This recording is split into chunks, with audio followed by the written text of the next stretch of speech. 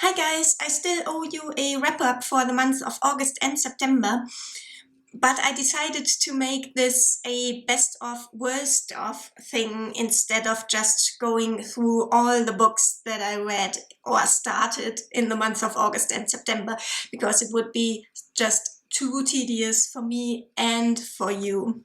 I'm going to start with the worst ones, or more precisely, the biggest disappointments, because otherwise we'd be here forever.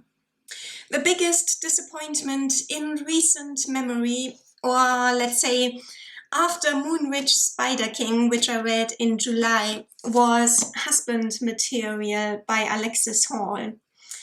This is the sequel to the hilarious Boyfriend Material, which, in spite of its awful title and cover art, is a really intelligent, compassionate, snarky romance.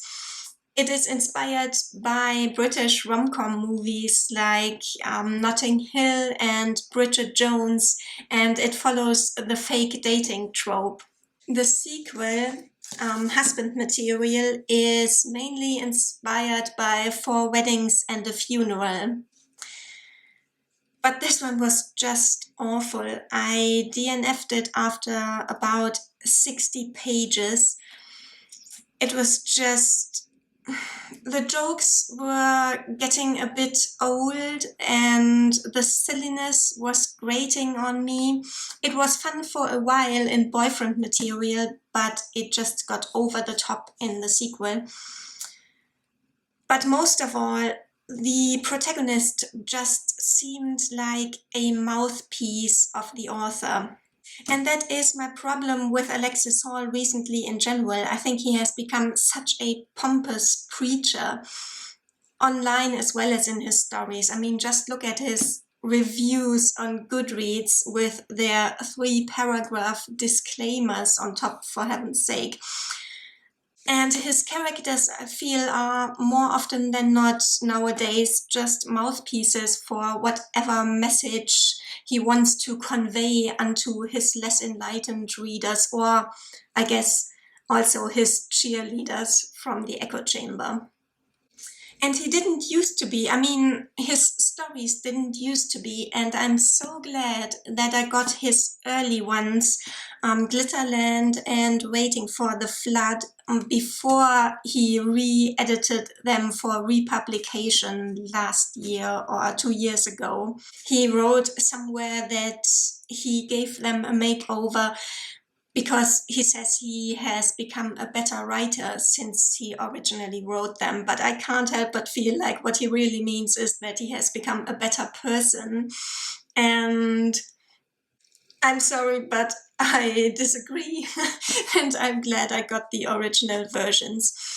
Anyhow, I think that's it for me with Alexis Hall. So let's quickly move on.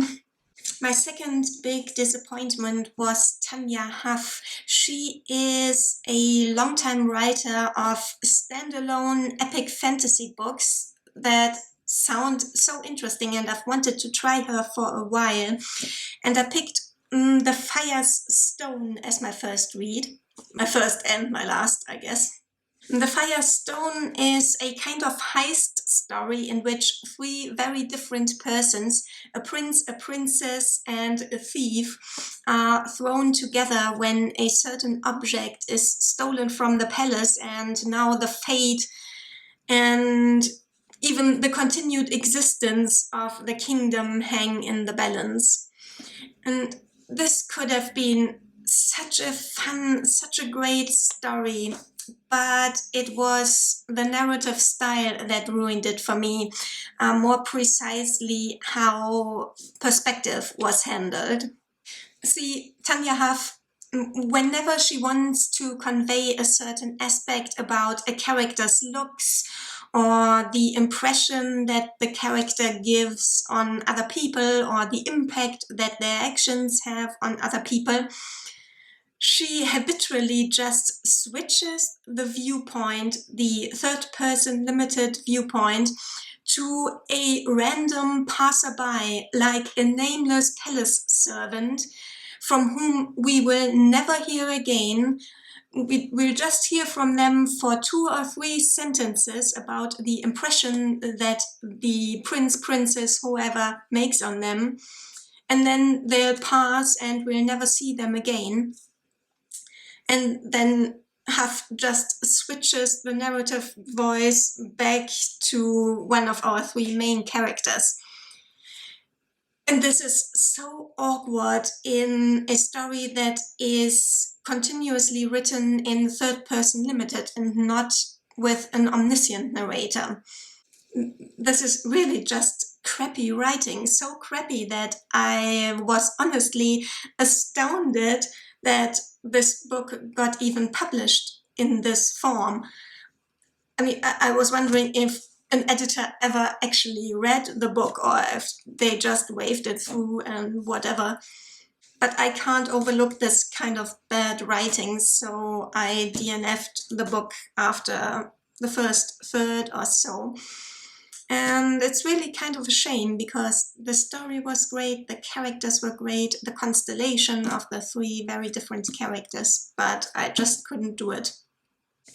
Also disappointing, Tinker Tailor Soldier Spy by John le Carré, the story of a hunt for a mole, a Russian mole in the British Secret Service. I thought that on the one hand it was just altogether too realistic for its own good. It was so boring. On the other hand, it was also in a certain respect too unrealistic, in the same way that the only other book by John le Carré that I've read, The Spy Who Came In From the Cold, was also unrealistic. In this one, the woman character is a simpering idiot who falls head over heels in love for the worst thug in the whole British Secret Service. In The Spy Who Came In From the Cold, the female character fell in love at first sight with a decrepit, destitute alcoholic because he is the protagonist. And it seems from what I've read that this is a general problem with John le Carré. His female characters are kind of a problem. And I just don't have the time for that. I have a few more John le Carrés from little free libraries on my shelves, but I don't know if I'll ever read them, to be honest. Okay, but now quickly on to the highlights. In September, I rather randomly picked up Dead Souls by Nikolai Gogol, here in the new German translation by Vera Bischitzky. This was written in the 1840s, takes place probably in the 1820s, and this is unfortunately unfinished.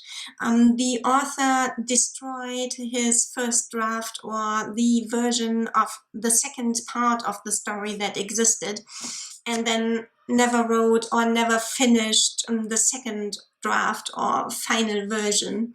However, the first part can stand on its own.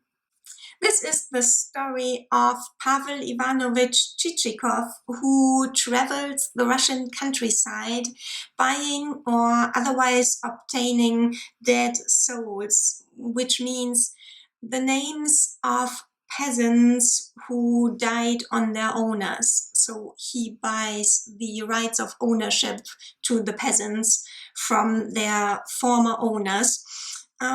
They have died, but their names still remain on the tax lists, which are only revised every few years, up to 12 years, I think.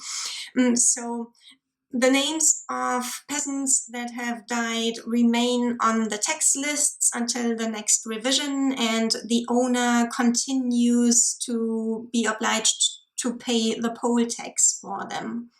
So their owners should be glad to be rid of them and to be rid of the names on their tax lists. However, the thing is also a bit suspicious, isn't it? Why does Chichikov want to pay money for those dead names? This was unexpectedly hilarious. I somehow always assumed that this book was all doom and gloom based on the title and on the fact that it's a Russian classic from the 19th century. But it is satire through and through, satire of the corruption and depravity of the bureaucracy and the feudal system in general, and the landed gentry and the land-owning class. So it's darkly satirical, but also simply farcical and really laugh out loud funny. I filmed a reading vlog of this one in which I talk a little bit more about it if you're interested. I definitely highly recommend it. I think it would be a pleasant surprise for a lot of people. And another bright spot for me in September was Playing the Ace by Tamara Ellen. Tamara Ellen is probably my favorite author of historical romances. Her stories are fresh with very few cliches, and they have strong plots and characters that are more than your usual historical romance set pieces. Playing the Ace is the sequel to The Road to Silver Plume, and it's more or less one huge big epilogue to the first book, and it doesn't stand on its own, and it's much more love story than the first one. The Road to Silver Plume is a historical novel with a small romance element. It's set in the US in the late 19th century, and it is about coin forgery. A convicted forger is taken out of Sing Sing and made to assist a Secret Service agent in identifying and capturing another forger who has been doing some damage. Incidentally, the Secret Service agent is the same agent who helped put the forger into bars a few years prior. So in the beginning, at least, their relationship is strained, to say the least. But in the course of the novel, they develop a stronger and stronger partnership. The story begins in New York, but in the end it turns into a Western.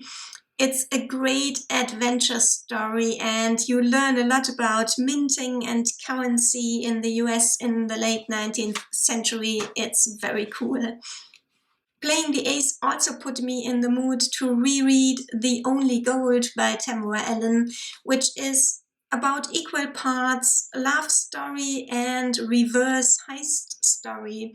It's set at about the same time, 1880s New York City, and it's the story of a money heist, but told from the perspective of a banker, a young cashier who has his hopes for promotion to head cashier or first cashier squashed quite brutally when, out of the blue, the manager brings in a complete outsider for the position of head cashier just weeks before a big gold deposit is to arrive at the bank.